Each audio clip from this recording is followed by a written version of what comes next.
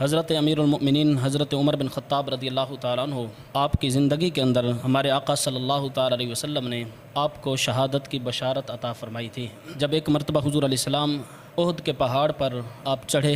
آپ کے ساتھ حضرت صدیق اکبر اور حضرت عمر بن خطاب اور حضرت عثمان غنی تھے، تو اس وقت احد کا پہاڑ ہلنے لگا تو پاک نبی علیہ السلام نے احد کے پہاڑ کو ٹھوکر مار کر ارشاد فرمایا تھا، ٹھہر جا، کیا تو نہیں جانتا تیرے اوپر ایک نبی، ایک صدیق اور 2 شہید موجود ہیں۔ 2 شہیدوں سے مراد حضرت عمر بن خطاب اور حضرت عثمان غنی رضی اللہ تعالیٰ عنہ ہیں۔ نبی پاک علیہ الصلاۃ والسلام مکی دور میں جب مسلمانوں کی تعداد صرف چند تھی اور کافر مسلمانوں پر ظلم کیا کرتے تھے،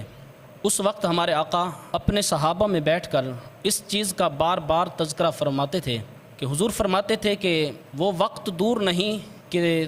تم مسلمان کیسر اور کسریٰ کو فتح کرو گے اور کیسر اور کسریٰ کے جو مال اور وہاں کے خزانے ہیں ان کو تقسیم کرو گے۔ تو یہ باتیں سن کر مکہ کے کافر مسلمانوں کا مذاق اڑاتے تھے کہ یہ اپنے آپ کو ہم سے تو بچا نہیں سکتے اور باتیں دیکھو کیسر اور کسریٰ سے لڑنے کی کرتے ہیں۔ کیسر اور کسریٰ جو آج ایران اور روم میں ہیں،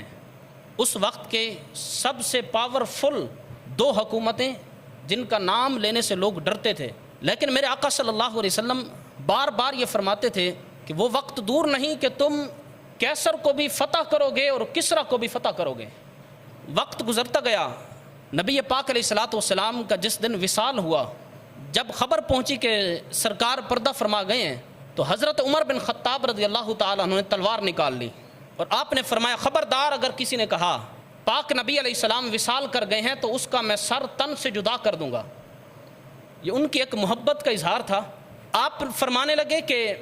جس طرح حضرت موسیٰ علیہ السلام کوہ طور پر چند راتوں کے لیے جاتے تھے پھر واپس آ جاتے تھے، نبی پاک نے بھی کچھ دنوں کے لیے پردہ فرمایا پھر واپس آئیں گے۔ حضرت عمر مسجد نبوی کے اندر صحابہ کرام کے سامنے یہ فرما رہے ہیں کہ جناب موسیٰ کی طرح ہمارے آقا بھی واپس تشریف لائیں گے، چند دنوں کے لیے گئے ہیں اللہ کی بارگاہ میں۔ اور ساتھ حضرت عمر یہ فرما رہے تھے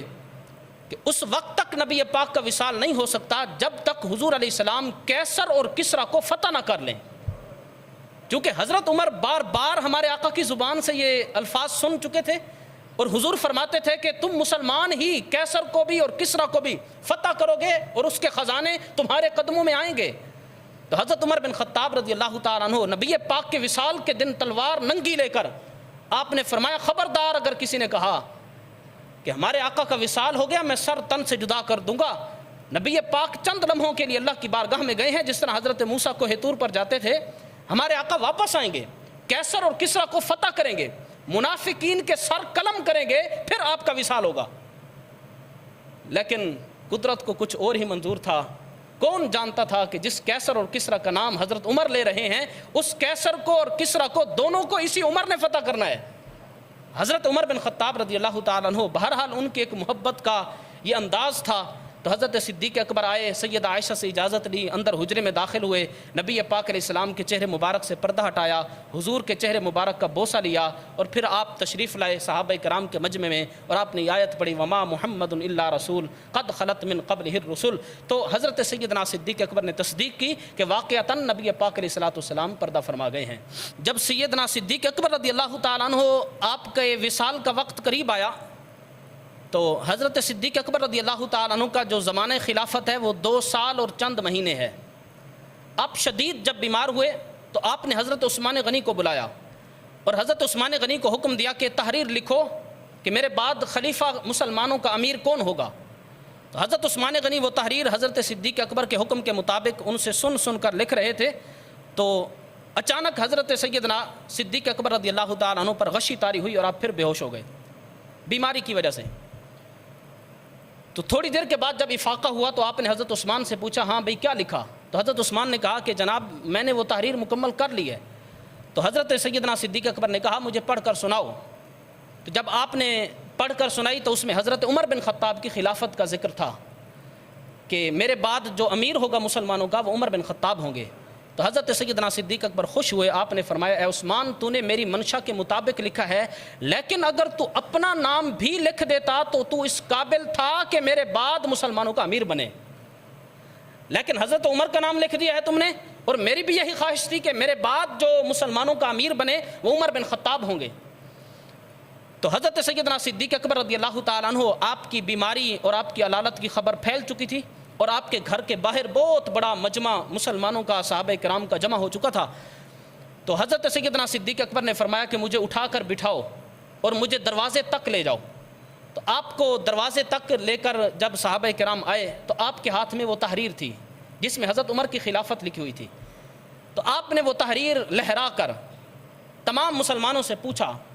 کہ اس کاغذ کے اندر جس کا نام اپنے بعد میں نے تمہارے امیر کے طور پر لکھ دیا ہے،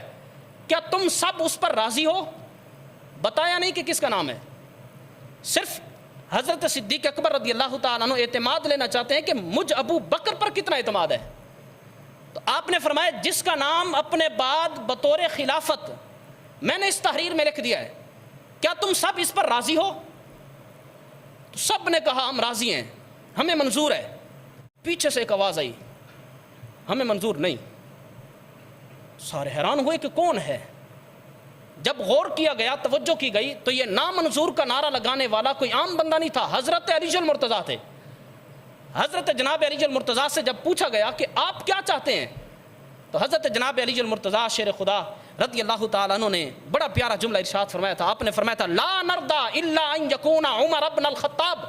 فرمایا اے ابو بکر اگر اس تحریر کے اندر خطاب کے بیٹے عمر کے علاوہ کسی اور کا نام ہے تو ہمیں منظور نہیں ہے۔ وہ تھا بھی حضرت عمر کا نام۔ تو حضرت جناب مولا علی نے یہ فرمایا تھا لا نرضى الا ان يكون بعمر ابن الخطاب، اس تحریر کے اندر اگر عمر بن خطاب کا نام ہے تو مجھ علی کو بھی منظور ہے، ہم سب کو منظور ہے۔ اگر اس کے اندر عمر کے علاوہ کسی اور کا نام ہے، اے ابو بکر تیرے بعد عمر کے علاوہ ہم کسی اور بندے پر راضی نہیں ہیں۔ یہ محبت ہے اہل بیت کی اور حضرت عمر کی۔ حضرت عمر بن خطاب رضی اللہ تعالیٰ عنہ کا ہی نام تھا۔ تو حضرت عمر کو بلایا گیا، تو حضرت عمر بن خطاب کو جب حضرت صدیق اکبر نے بتایا تو حضرت سیدنا عمر بن خطاب رضی اللہ تعالیٰ عنہ نے جو جواب دیا تھا، آپ نے فرمایا لیس لی بہا حاجہ، آپ نے فرمایا کہ مجھے اس خلافت کی کوئی حاجت نہیں، کوئی ضرورت نہیں، میں مسلمانوں کا امیر، مسلمانوں کا خلیفہ نہیں بننا چاہتا۔ دیکھو نبی پاک نے کیسی تربیت فرمائی تھی اپنے صحابہ کی کہ مفت خلافت مل رہی ہے، بغیر ووٹوں کے مل رہی ہے، جھولی میں رکھی جا رہی ہے، عام بادشاہت اور عام خلافت بھی نہیں، خلافت راشدہ۔ لیکن حضرت سیدنا عمر بن خطاب رضی اللہ تعالیٰ عنہ فرماتے ہیں کہ لیس لی بہا حاجہ، مجھے اس کی کوئی حاجت نہیں، میں عام مسلمانوں کی طرح زندگی گزارنا چاہتا ہوں، آپ کسی اور کو مسلمانوں کا امیر بنا دو۔ جب حضرت عمر بن خطاب نے انکار کیا تو حضرت صدیق اکبر نے بھی کمال کر دیا، انہوں نے جو بات فرمائی، آپ نے فرمایا اے عمر بل ہی فقیرۃ الیک، اے عمر میں جانتا ہوں تجھے خلافت کی، بادشاہت کی ضرورت نہیں، لیکن خلافت کو تجھ عمر کی ضرورت ہے۔ میں تجھے ضرورت نہیں، میں جانتا ہوں، لیکن اے عمر خلافت کو اس وقت ضرورت پڑ گئی ہے، جو اس کو سنبھالے وہ عمر جیسا بندہ ہو۔ یعنی حضرت سیدنا صدیق اکبر نے یہ فرمایا کہ اے عمر میں خلافت تجھے دے کر نہیں جا رہا، بلکہ میں خلافت کو عمر دے کر جا رہا ہوں۔ تو آپ نے فرمایا بل ہی فقیرۃ الیک، اے عمر تجھے تو حاجت نہیں ہے، لیکن خلافت کو حاجت ہے کہ عمر بن خطاب اس کو سنبھالیں۔ تو بہرحال اس طرح حضرت سیدنا امیر المؤمنین عمر بن خطاب رضی اللہ تعالیٰ عنہ مسلمانوں کے خلیفہ بنے۔ اعتراض کیا گیا حضرت صدیق اکبر پر کہ اتنا سخت بندہ مسلمانوں کا امیر بنا کر جا رہے ہو، اللہ کو کیا جا کر جواب دو گے؟ تو حضرت سیدنا صدیق اکبر نے فرمایا تھا عمر بن خطاب خلافت آنے کے بعد نرم ہو جائیں گے، رہی یہ بات کہ اللہ کو کیا جواب دوں گا، اگر اللہ نے مجھ ابو بکر سے پوچھ لیا کہ میرے محبوب کی امت کس بندے کے حوالے کر کے ہو، میں اللہ کو کہوں گا یا اللہ اس وقت روئے زمین پر جو سب سے افضل بندہ موجود تھا تیرے نبی کی امت، اس بندے کے حوالے کر کے آیا ہوں۔ بہرحال حضرت جناب عمر بن خطاب رضی اللہ تعالیٰ عنہ آپ کا جو زمانہ خلافت ہے وہ تقریباً آپ نے 10 سال اور کچھ مہینے، 6 مہینے کے لگ بھگ آپ نے مسلمانوں کی خلافت کو سنبھالا، اور حضرت سیدنا عمر بن خطاب رضی اللہ تعالیٰ عنہ آپ کی فتوحات جو ہیں کہ آپ نے روم ہو یا ملک شام ہو یا اس کے علاوہ کتنے ممالک، آج میں پڑھ رہا تھا کہ اس وقت روئے زمین پر 25 سے 30 بادشاہ جس خطے پر حکومت کر رہے ہیں، اس وقت اکیلے عمر کی اتنے خطے پر حکومت تھی، اتنے علاقوں کو آپ نے فتح کیا، اسلام کو اتنا پھیلایا اپنے زمانہ اقدس کے اندر۔ تو بہرحال حضرت جناب سیدنا عمر بن خطاب رضی اللہ تعالیٰ عنہ آپ کے زمانے کے اندر مغیرہ بن شعبہ کا ایک غلام تھا فیروز ابو لؤلؤ جس کو کہا جاتا تھا، مجوسی تھا،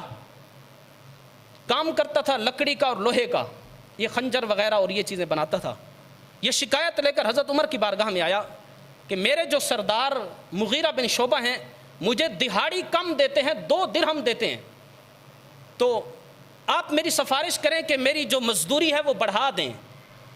تو حضرت عمر بن خطاب نے پوچھا تم کام کیا کرتے ہو؟ اس نے کہا یہ لکڑی اور لوہے کا۔ تو آپ نے فرمایا کوئی تو ایسا عظیم الشان کام تو نہیں کرتا کہ تیری اس سے زیادہ مزدوری ہو، یہ ایک معقول تیری تنخواہ ہے اور ٹھیک ہے۔ تو یہ ناراض ہو گیا اور یہ کہہ کر وہاں سے نکلا۔ عمر بن خطاب کا عدل ہر بندے کے لیے ہے، صرف ابو لؤلؤ کے لیے نہیں ہے، یعنی یہ ناراض ہو کر نکلا اور حضرت عمر بھی سمجھ گئے کہ ناراض ہے۔ ایک دن آپ مدینہ کے بازار میں حضرت عمر بن خطاب تشریف لے کر گئے تو راستے میں اسی سے ملاقات ہوئی۔ تو آپ نے پوچھا کہ میں نے سنا ہے کہ تو چکی اچھی بنا لیتا ہے، ایسی چکی بناتا ہے بہترین چکی کہ وہ پانی پر بھی چلتی ہے؟ تو اس نے کہا کہ ہاں میں بہت اچھی چکی بنا لیتا ہوں۔ تو حضرت عمر نے کہا کیا میرے لیے بنا دے گا وہ چکی؟ تو اس نے آگے سے کہا کہ میں ایسی چکی بناؤں گا کہ دنیا یاد رکھے گی۔ اس نے اس لہجے میں کہا کہ حضرت عمر سمجھ گئے کہ مجھے قتل کرنے کی دھمکی دے گیا، اور اس کا اظہار حضرت عمر بن خطاب نے اپنے ساتھیوں کے سامنے بھی فرمایا کہ جو فیروز ابو لؤلؤ ہے اس نے مجھے شہید کرنے کی، قتل کرنے کی دھمکی دی ہے، لیکن اسلام کا قانون ہے کہ شک کی وجہ سے کسی کو گرفتار نہیں کیا جاتا۔ حضرت عمر بن خطاب اتنے بڑے امیر المومنین ہیں، مسلمانوں کے اتنے بڑے خلیفہ ہیں، اس کے باوجود اپنے آپ کو دوسرے مسلمانوں سے بالا تر نہیں سمجھتے تھے۔ جو قانون ہے وہی قانون ہے، کہ شک ہے نا، اس نے ہو سکتا ہے دھمکی نہ دی ہو، حضرت عمر بن خطاب نے اس کو گرفتار نہیں کروایا، لیکن آپ نے اظہار کیا اپنے ساتھیوں کے سامنے کہ وہ مجھے قتل کرنے کی دھمکی دے گیا۔ اس کے لہجہ بتا رہا تھا جو اس نے کہا ایسی چکی بناؤں گا کہ دنیا یاد رکھے گی۔ بہرحال آپ نے اس کو گرفتار نہیں کروایا۔ حضرت سیدنا عمر بن خطاب رضی اللہ تعالیٰ عنہ کا یہ سخت دشمن بن گیا، صرف 2 درہموں پر، صرف 2 درہموں کی وجہ سے اس نے 2 دھاری ایک خنجر بنایا اور رات کو یہ زہر کے اندر اس کو بھگو کر رکھتا تھا اور انتظار میں رہا کہ حضرت عمر پر حملہ کروں۔ ایک رات آ کر مسجد نبوی کے اندر چھپ گیا فجر کی نماز پڑھانے کے لیے۔ حضرت سیدنا عمر بن خطاب رضی اللہ تعالیٰ عنہ جب مسجد نبوی شریف کے اندر آئے، صفیں سیدھی کی گئیں، آپ نے مسلمانوں کی جب امامت کروائی تو یہ پیچھے سے صفیں چیرتا ہوا آیا اور حضرت عمر بن خطاب پر اسی جو اس نے خنجر بنایا تھا اسی کے ساتھ 1 وار کیا، پھر دوسرا کیا، پھر تیسرا کیا، 6 وار لگاتار کیے دوران نماز کی حالت میں۔ حضرت عمر بن خطاب زمین پر گر گئے، زمین پر تشریف لائے تو حضرت عبد الرحمن بن عوف آگے آئے، مسلمانوں کو انہوں نے نماز پڑھائی۔ مسلمان پکڑنے کے لیے جب دوڑے تو اس نے اسی وقت دوران نماز 9 اور مسلمانوں کو شہید کیا۔ جب پکڑنے کے لیے اس کے پیچھے دوڑے تو اس نے اپنی ہی گردن پر وہی خنجر چلا کر خودکشی کر لی۔ بہرحال حضرت جناب عمر بن خطاب رضی اللہ تعالیٰ عنہ شدید زخمی ہوئے، آپ کو اٹھا کر آپ کے گھر میں لایا گیا تو آپ کو جب شہد والا پانی یا دودھ پلایا جاتا تھا زخم اتنے گہرے تھے کہ وہ زخموں سے باہر نکل آتا تھا۔ تو اب ڈاکٹر نے کہا کہ جو آپ کا حکیم تھا اس کو بلایا گیا تو اس نے کہا اب اللہ کو یاد کرو، مراد یہ تھا کہ اب آپ کو کوئی دوائی نہیں بچا سکتی۔ تو حضرت عمر بن خطاب نے پھر اپنے بیٹے حضرت عبداللہ بن عمر کو بلایا اور فرمایا جاؤ اور سیدہ عائشہ کے پاس جا کر ان کو میرا سلام کہو اور ان کو کہو کہ عمر بن خطاب کی خواہش ہے کہ وہ اپنے دونوں ساتھیوں سے ملنا چاہتے ہیں۔ یعنی روضہ رسول میں نبی پاک اور صدیق اکبر کے ساتھ جو ایک قبر مبارک کی جگہ ہے، اگر سیدہ عائشہ اجازت دے دیں تو مجھے وہاں دفن کرنے کی، وہاں میرے لیے اہتمام کیا جائے۔ جب حضرت عبداللہ بن عمر جانے لگے تو آپ نے پھر بلایا، آپ نے فرمایا عبداللہ خبردار، سیدہ عائشہ کو جا کر امیر المؤمنین نہ کہنا بلکہ یوں کہنا عمر کی خواہش ہے، کہیں ایسا نہ ہو کہ میری خلافت کے رعب اور دبدبے کی وجہ سے، امیر المؤمنین کے لقب کی وجہ سے سیدہ عائشہ ڈر کر اجازت نہ دیں۔ فرمایا جا کر امیر المومنین نہ کہنا بلکہ کہنا عمر کہتا ہے، عمر کی یہ خواہش ہے کہ اپنے دونوں ساتھیوں کے ساتھ مل جائے۔ تو سیدہ عائشہ کی بارگاہ میں جب یہ پیغام پہنچا حضرت عائشہ رونے لگی اور آپ نے فرمایا کہ یہ جگہ میں نے اپنے لیے رکھی تھی اور میں چاہتی تھی کہ میں اپنے والد اور اپنے شوہر کے ساتھ مل جاؤں۔ یعنی نبی پاک سیدہ عائشہ کے شوہر ہیں، سیدنا صدیق اکبر حضرت سیدہ عائشہ کے آپ کے والد محترم ہیں، لیکن حضرت عائشہ نے فرمایا کہ میں حضرت عمر بن خطاب کو اپنے اوپر ترجیح دیتی ہوں۔ تو پھر حضرت سیدنا عمر بن خطاب رضی اللہ تعالیٰ عنہ کو جب پیغام پہنچا تو آپ بہت خوش ہوئے اور آپ کی وہ دعا مقبول ہوئی کہ جو آپ بار بار دعا مانگا کرتے تھے، اللہم ارزقنی شہادتا فی سبیلک واجعل موتی فی بلد حبیبک، اللہم ارزقنی شہادتا فی سبیلک، یا اللہ اپنی راہ میں شہادت کی موت عطا فرما اور مدینہ منورہ کی موت عطا فرما۔ اور لوگ کہتے تھے اے عمر، اس وقت سب سے جو سیف سٹی ہے، جو سب سے زیادہ محفوظ علاقہ ہے، وہ مدینہ پاک بن چکا ہے، یہ آپ کیسی دعا مانگتے ہیں؟ یہاں نہ کوئی جنگ ہونے کا خدشہ ہے، آپ کہتے ہیں موت بھی مدینہ کی ہو اور ہو بھی شہادت کی۔ لیکن وہ دعا قبول ہوئی، مدینہ کی موت اور مدینہ پاک میں روضہ رسول کے اندر قبر مبارک۔ تو حضرت جناب عمر بن خطاب رضی اللہ تعالیٰ نے فرمایا، سب سے زیادہ میرے لیے خوشی کی بات یہ ہے کہ میں اپنے دونوں ساتھیوں سے جا ملوں گا۔ پھر آپ نے دوبارہ حضرت عبداللہ بن عمر کو بلایا، فرمایا جب میرا وصال ہو جائے، میرے وصال کے بعد سیدہ عائشہ سے دوبارہ اجازت مانگنا۔ یعنی اس وقت تو میرا وصال ہو چکا ہوگا، میرا عہدہ ختم ہو چکا ہوگا، ہو سکتا ہے پہلی اجازت انہوں نے میرے خلیفۃ المسلمین ہونے کی وجہ سے دی ہو۔ فرمایا دوبارہ اجازت مانگنا، اگر اجازت مل جائے تو روضہ رسول میں دفن کرنا، ورنہ جنت البقیع کے اندر دفن کر دینا۔ تو دوبارہ بھی اجازت مانگی گئی، دوبارہ حضرت سیدہ عائشہ صدیقہ نے اجازت دی۔ تو پھر حضرت سیدنا عمر بن خطاب رضی اللہ تعالیٰ عنہ اس عالی شان مقام پر اس وقت دفن ہیں جہاں کسی بدبخت کی گالیاں تو نہیں پہنچتی، لیکن ایمان والوں کا درود و سلام صبح شام پہنچتا ہے۔ حضرت عمر بن خطاب کو یہ شان اللہ نے عطا فرمائی، بلکہ حدیث پاک میں آتا ہے، صحیح بخاری کے اندر ہے، میرے آقا مسجد نبوی میں تشریف لائے، ایک ہاتھ میں حضرت صدیق اکبر کا ہاتھ ہے، دوسرے ہاتھ میں حضرت عمر کا ہاتھ ہے۔ جب مسجد میں داخل ہوئے سب صحابہ متوجہ ہوئے تو میرے آقا نے فرمایا تھا، ہاکذا نبعث یوم القیامہ، فرمایا میرے صحابہ جس طرح اب دیکھ رہے ہو نا کہ ایک ہاتھ میں ابو بکر کا ہاتھ ہے، دوسرے ہاتھ میں عمر کا ہاتھ ہے، قیامت کے دن ہم تینوں اسی طرح اپنے قبروں سے بھی اسی طرح اٹھائے جائیں گے۔ یہ منظر جو اب دیکھ رہے ہو تمہیں قیامت کے دن بھی نظر آئے گا۔ یعنی یہ میرے آقا نے اس وقت یہ بھی فرما دیا تھا کہ حضرت صدیق اکبر ہوں یا حضرت عمر بن خطاب ہوں، دونوں قبر کے اندر بھی میرے ساتھی ہیں، دنیا کے اندر بھی ساتھی ہیں، آخرت کے اندر بھی ساتھی ہیں۔ حضرت جناب امیر المؤمنین عمر بن خطاب رضی اللہ تعالیٰ عنہ، آپ کی جو شہادت ہے یکم محرم الحرام کو حضرت عمر بن خطاب رضی اللہ تعالیٰ عنہ نے جام شہادت نوش کیا۔